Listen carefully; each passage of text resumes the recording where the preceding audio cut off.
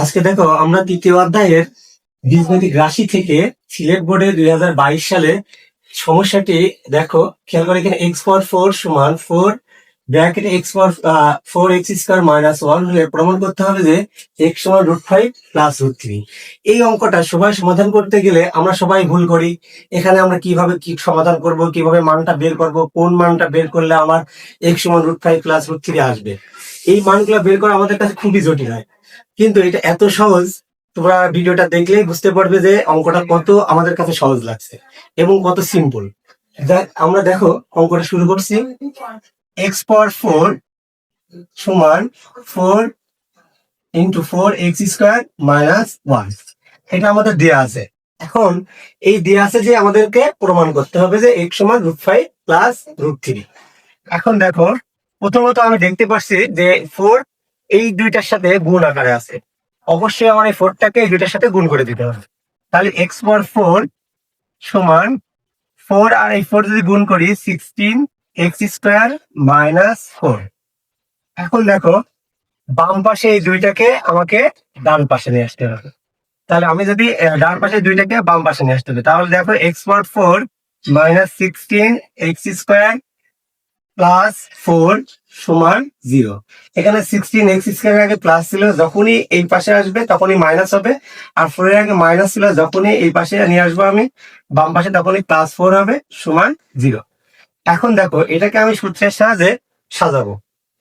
x² তার উপরে স্কোয়ার, এটা যদি দিই তাহলে পাওয়ার পর গুণ হয় x পাওয়ার 4 হয়, মাইনাস এটাতে আমরা সূত্রের 2 নিয়ে আসবো। এ মানে প্রথম ব্র্যাকেটের মধ্যে যেটা আছে সেইটা x²। এখন বি, এই বি নির্ধারণ করতে আমরা অনেকেই ভুল করি। বি নির্ধারণের ক্ষেত্রে আমাকে দেখতে হবে এখানে কত আছে।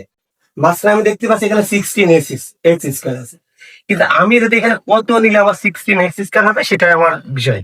তাহলে আমি যদি এখানে দেখো 9 নিই, 8 নিই, 8, তাহলে দেখো 8 আর 2 গুণ করলে হয় 16, আর x² আছে x² প্লাস আমাকে কিন্তু এখানে বি মানে 8, তাহলে 8 তারপরে স্কোয়ার দিতে হবে অর্থাৎ b²।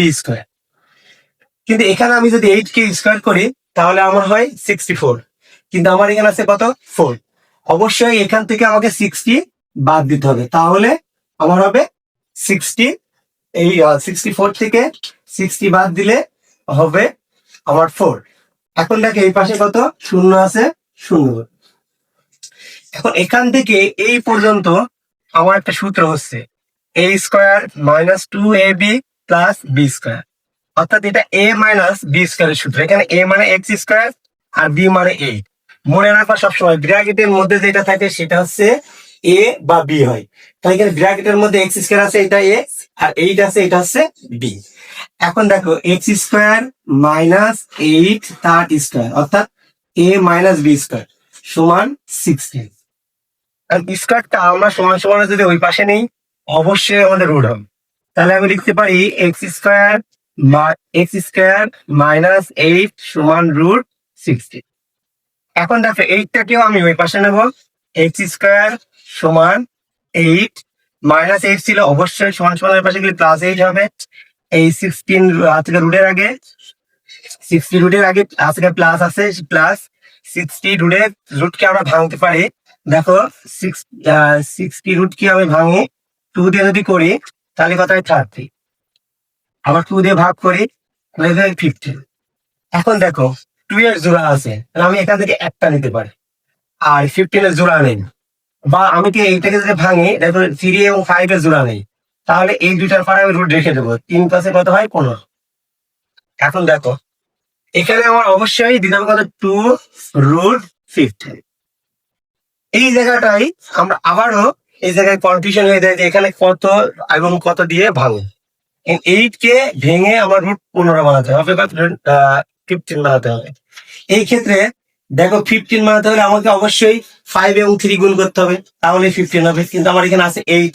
তাহলে আমি 5 এবং 3 আকারে 8টাকে ভেঙে নেবো। তাহলে প্রথমে 5 প্লাস 2√15 প্লাস 3।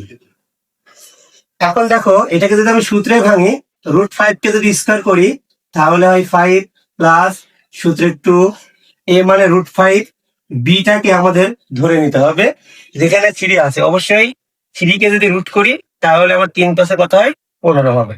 তাহলে এখানে আমি কি দিতে পারি √3 প্লাস √3 তার উপরে স্কোয়ার। তাহলে এখানে কি হবে √5 প্লাস √3 তার উপরে স্কোয়ার। এটা a square plus 2ab plus b square ছিল, তাই আমি লিখলাম কি a প্লাস b স্কোয়ার। তারপরে এটা a প্লাস b স্কোয়ারের সূত্র।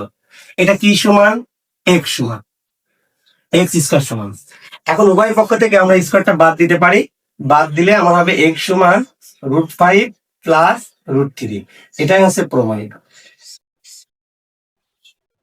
অবশ্যই তোমরা আরো সমস্যার সমাধান পেতে আমাদের সাথে থাকবে, আমাদের চ্যানেলটাকে সাবস্ক্রাইব করবে।